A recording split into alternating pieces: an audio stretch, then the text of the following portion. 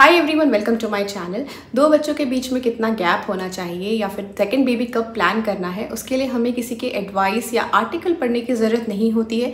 लेकिन अगर मैं आपके साथ अपना एक्सपीरियंस शेयर करती हूँ कि सेकंड प्रेगनेंसी के टाइम पे कौन से फिजिकल या इमोशनल चेंजेस मुझ में आए थे या फिर मेरे पहले बच्चे पे वो किस तरह से असर किया था, तो आपको ईजिली समझ में आएगा। उन चीज़ों को आप अपनी सिचुएशन में रख के बेहतर डिसीजन ले पाएंगे। तो आज के इस वीडियो में मैं आपके साथ अपना पूरा एक्सपीरियंस शेयर करने जा रही हूँ। तो आइए शुरू करते हैं आज का वीडियो।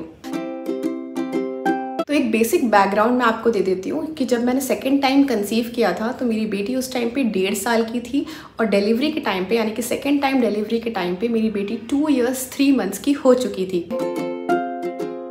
एक होता है इमोशनल चेंजेस, जिसकी हमें आदत नहीं होती है, हमारे पहले बच्चे को आदत नहीं होती है, इसके बारे में हमें कहीं पे लिखा हुआ नहीं मिलता है या फिर कोई ज़्यादा शेयर नहीं करता है। एक्चुअली ये सबसे ज़्यादा हमें अफेक्ट करता है। और दूसरा होता है फिजिकल चेंजेस, जिसकी हमें आदत होती है क्योंकि फर्स्ट प्रेगनेंसी हमने फेस किया हुआ है। थोड़े बहुत एडिशनल चीज़ें होती हैं जो कि स्पेसिफिकली सेकेंड टाइम के प्रेगनेंसी के टाइम पे होती है, तो वो मैं आपके साथ इस वीडियो में शेयर कर दूंगी। तो अब हम देखते हैं इमोशनल मोमेंट्स कौन से आए थे और उसको मैंने कैसे हैंडल किया था। जब मुझे फर्स्ट डे पता चला था कि मैंने सेकेंड टाइम कंसीव किया है, तो सबसे पहली चीज़ मेरे दिमाग में आई थी कि मेरी बेटी का क्या होगा। तो ये होता है इनसिक्योरिटी, और ये बहुत ही नॉर्मल फीलिंग है, स्पेशली अगर आपका बच्चा 3 साल से कम का है, पूरी तरीके से आपके ऊपर डिपेंडेंट है। तो ये इनसिक्योरिटी मुझे अपनी फर्स्ट प्रेगनेंसी को याद करके आया था कि जिस तरह से पूरे थ्रू आउट द प्रेगनेंसी मुझे वॉमिटिंग होता रहा था, एसिडिटी रहा, तो मेरे दिमाग में यही चीज़ आई कि अगर ये प्रेगनेंसी भी वैसी ही होती है तो मैं अपनी बेटी पे ध्यान नहीं दे पाऊंगी।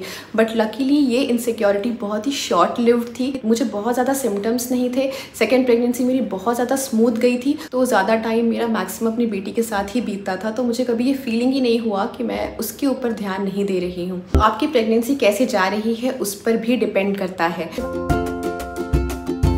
उसके बाद सेकेंड चीज़ मैंने फील किया था एंग्जाइटी। तो वो तब हुआ था जब डिलीवरी के एक दिन पहले, जब मेरा एडमिशन का टाइम आ रहा था और सिजेरियन सेक्शन होने वाला था। तो 4 डेज़ तक मुझे एडमिट होना था हॉस्पिटल में, और मैंने कभी भी अपनी बेटी को अकेला नहीं छोड़ा था, स्पेशली नाइट के टाइम पर। तो मुझे ये एक्साइटमेंट नहीं था कि डिलीवरी में क्या होने वाला है, बॉय होगा या गर्ल होगा।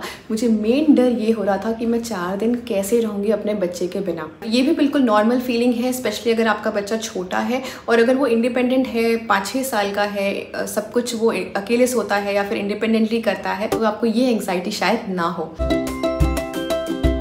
थर्ड चीज़ था फियर, यानी कि दोनों बच्चों को साथ में फीड कराने का डर। यानी कि डिलीवरी के एक दिन पहले तक मेरी बेटी ने फीड लिया था, एंड मुझे नहीं पता कि वो फीड लेती थी या उसको सिर्फ आदत हो चुकी थी। एंड मुझे ऐसा लगता था कि जैसे ये जगती है रात में, तो अगर मैं न्यूबॉर्न को लेके आऊँगी तो मैं दोनों को कैसे फीड कराऊँगी। बट एग्जैक्टली इसका ऑपोजिट हुआ। जब मैं डिलीवरी के 4 डेज़ के बाद जब मैं आई, तो मुझे नहीं पता कि क्या हुआ, पर मेरी बेटी ने उसके बाद मुझसे कभी भी फीड नहीं मांगा। वो कभी भी मेरे पास नहीं आई फीड के लिए। मुझे ऐसा लगता है कि इसके पीछे सिर्फ एक ही रीज़न था कि मैंने थोड़ा बहुत अपने बच्चे को प्रिपेयर किया था। मुझे नहीं लगा था कि वो इतना समझ रही है, बट मैं उसको ये बोलती रहती थी कि एक न्यूबॉर्न बेबी आएगा एंड वो भी फीड लेगा, शायद उसका असर हुआ होगा। तो आप भी, अगर बच्चा आपका टॉडलर है और अभी तक अगर फीड लेता है, तो आप बच्चे को इस तरह से समझा सकते हैं। अगर बच्चा ब्रेस्ट फीडिंग छोड़ चुका है तो ये डर भी आपको नहीं रहेगा। उसके बाद 4th चीज़ आती है गिल्ट। जब आप हर चीज़ के लिए अपने आप को ब्लेम करने लग जाते हैं। अगर आपके बड़े बच्चे को आपने डांट दिया है तो उसके लिए भी आप अपने आप को ब्लेम करेंगे। जब हमारे हाथ में न्यूबॉर्न बेबी होता है ना, तो हमारे सामने 2 साल का बच्चा हो या 2.5 साल का बच्चा, वो भी बड़ा दिखने लग जाता है कि हमें लगता है कि ये तो बड़ा है, ये क्यों बदमाशी कर रहा है, ये हमारी बात क्यों नहीं सुन रहा है।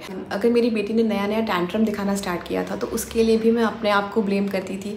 बहुत देर तक रोती थी ये सोचकर कि न्यूबॉर्न बेबी आया है इसलिए वो टैंट्रम दिखा रही है। डिलीवरी के बाद जब हम रिकवरी फेज में होते हैं, सिजेरियन सेक्शन हुआ था मेरा, तो सिजेरियन सेक्शन से रिकवर होने में ऑलमोस्ट 20 डेज तो लगते ही हैं। तो उस टाइम पर मैं अपने न्यूबॉर्न को लेकर सोती थी, मेरी बेटी मेरे साथ नहीं सोती थी। एक दिन उसने मुझसे पूछा आकर मॉर्निंग में कि आदू कहाँ सोएगी, तो मुझे इमीडिएटली जैसे ही रिकवर हुई मुझे उसको अपने साथ लेना पड़ा।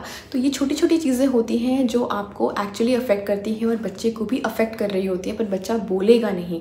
बच्चा का टैंट्रम दिखा रहा है तो वो एक साइन है कि उसको प्रॉब्लम हो रही है। आप आपको कुछ बातों का ध्यान रखना है, जैसे कि कोई भी प्लान कर रहे हैं कि आप डिलीवरी के बाद बड़े बच्चे को अपने साथ कुछ टाइम के लिए नहीं सुलाना चाहते हैं, तो आप ये चीज़ डिलीवरी के पहले से ही स्टार्ट कर दीजिए। थोड़ी बहुत प्रैक्टिस उसकी स्टार्ट कर दीजिए कि दूसरे रूम में आपके पार्टनर के साथ सोए। उसके बाद यूजुअली हम गलती क्या करते हैं कि हम चाहते हैं कि बच्चा एंगेज हो जाए किसी चीज़ में, ताकि हम अपने न्यूबॉर्न बेबी के साथ टाइम स्पेंड कर सकें। उसे एंगेज करने के लिए हम स्क्रीन दिखाते हैं या टीवी दे देते हैं, बट ये चीज़ नहीं करना है। मैंने अपनी बेटी को प्ले स्कूल में डाला था ताकि वो उस 2 घंटे भी एटलीस्ट वहाँ पे अगर एंगेज रहती है तो मुझे थोड़ा टाइम मिल जाएगा अपने लिए रेस्ट करने के लिए, एंड वो उसके लिए पॉजिटिवली ही काम करेगा। ये रीज़न था कि 2 साल कंप्लीट होने के पहले ही मैंने उसको प्ले स्कूल में डाल दिया था, ताकि वो चीज़ उसके लिए न्यू ना लगे एंड उसको ये ना लगे कि न्यूबॉर्न बेबी के आने के बाद मम्मा उसको स्कूल भेज रही है। उसके बाद बच्चों को हर चीज़ में आप इन्वॉल्व करिए। अगर बच्चा आपका इंटरेस्ट दिखा रहा है तो आप न्यूबॉर्न बेबी का कुछ भी करते हैं, आप डायपर चेंज करते हैं या कुछ भी काम करते हैं, आप बड़े बच्चे को उसमें इन्वॉल्व कर सकते हैं। एंड नेक्स्ट चीज़ आप कर सकते हैं कि जब भी दोनों बच्चे आपके सामने हैं तो आप ज़्यादा अटेंशन अपने बड़े बच्चे को दीजिए, उसकी तारीफ करिए, उसके बारे में बात करिए, बिकॉज नए बच्चे को तो कोई फ़र्क नहीं पड़ने वाला है, बट आपके बड़े बच्चे को डेफिनेटली फ़र्क पड़ रहा होगा। उसके बाद 5th पॉइंट आता है फ्रस्ट्रेशन। तो फ्रस्ट्रेशन बेसिकली रात को जगना, या फिर जैसे मेरा हुआ कि 2 साल तक तो मेरी बेटी मुझे जगाती ही थी, एंड देन जब डिलीवरी हुआ मेरा तो फिर से मैं जगने लग गई पूरा रात, तो मुझे ब्रेक नहीं मिला। रात को नींद न पूरी होने का फ्रस्ट्रेशन, दोनों बच्चों का एक साथ जग जाने का फ्रस्ट्रेशन कि अब मतलब दोनों जग गए हैं, दोनों को मुझसे ही सोना है, तो मैं कैसे सुलाऊं दोनों को। कितनी बार मैंने अपनी बेटी को गोदी में रख के फिर छोटे बच्चे को ऊपर रख के फीड कराया हुआ है। लेकिन ये जितने भी इमोशनल चेंजेस, गिल्ट, फ्रस्ट्रेशन, जो भी चीज़ें होती हैं ना, ये जब मैं लुक बैक करती हूँ, पीछे देखती हूँ, यानी कि अब 2 साल हो चुका है मुझे, जब मैं कंपेयर करती हूँ अभी का टाइम और वो टाइम, तो उस टाइम पे मैंने स्ट्रगल किया। लाइक 6 मंथ्स तक मुझे बहुत ज़्यादा स्ट्रगल हुआ। लेकिन एक बार जब मेरी बेटी को रात में सोने की आदत हो गई, लाइक फुल नाइट वो सोने लग गई 3 साल होने तक, तो मेरे लिए भी लाइक चीज़ें आसान होती गई। एंड अब और भी ज़्यादा आसान होता है कि बड़े को कुछ सिखाओ तो छोटे को भी आ जाता है। तो ये चीज़ें इतनी आसान हो गई है कि अब वो चीज़ें मैटर नहीं करती हैं। इन इमोशनल चेंजेस में 4th एंड 5th पॉइंट यानी कि गिल्ट एंड फ्रस्ट्रेशन ही सिर्फ ऐसी चीज़ है जिसके लिए मुझे ये लगता है कि अगर बच्चा थोड़ा बड़ा होता है, यानी कि 5-6 साल का होता है, तो ये दोनों पॉइंट्स नहीं आते हैं, क्योंकि बच्चे काफ़ी हद तक इंडिपेंडेंट हो जाते हैं, खुद से खाने लग जाते हैं, खुद से सोने लग जाते हैं। तो ये था इमोशनल चेंजेस। फिर अब हम आते हैं फिजिकल चेंजेस पे, जो कि हमें पता ही है कि जो नॉर्मल चेंजेस जो हम एक्सपेक्ट कर सकते हैं प्रेगनेंसी में, उसके साथ साथ जो चीज़ मैंने सबसे ज़्यादा फेस किया वो था एसिडिटी प्रॉब्लम। मेरा बहुत ट्रिगर हो गया था, क्योंकि फर्स्ट बच्चे के टाइम पे मैं जगती थी रात में, उसके बाद मैं प्रेग्नेंट भी थी उस टाइम पर, तो भूख ज़्यादा लगती थी। उसके बाद फिर कंटिन्यूसली फिर से 2 साल तक मुझे ऐसे ही रात में जग के मैनेज किया मैंने, तो मुझे उसमें भी भूख लगती थी। तो मेरा एसिडिटी का बहुत ज़्यादा प्रॉब्लम हो गया था, काफ़ी ट्रिगर हो गया था। दूसरी चीज़ जो मैंने फेस की वो था कि फर्स्ट प्रेगनेंसी में वेट लूज़ करना मेरे लिए ईजी था, तो इमीडिएटली मेरा weight loss like around 1 year में हो गया था। 2 बार अगर सिजेरियन सेक्शन हुआ है तो मसल टोन जो होता है वो बहुत लूज हो जाता है, तो उसके बाद बेली फैट को कम करना थोड़ा मुश्किल हो जाता है। उसके बाद एक्सेसिव टायर्डनेस, जो कि एक्सपेक्टेड ही है कि अगर आपके बैक टू बैक प्रेगनेंसी है तो ऑब्वियसली आप ज़्यादा टायर्ड रहेंगे, इसलिए हेल्दी खाइए, खुद हेल्दी रहिए, तभी आप अपने बच्चों का ध्यान रख पाएंगे। तो ये कुछ बातें थी जो मुझे आपके साथ शेयर करनी थी। अगर आप भी अपना कोई एक्सपीरियंस शेयर करना चाहते हैं,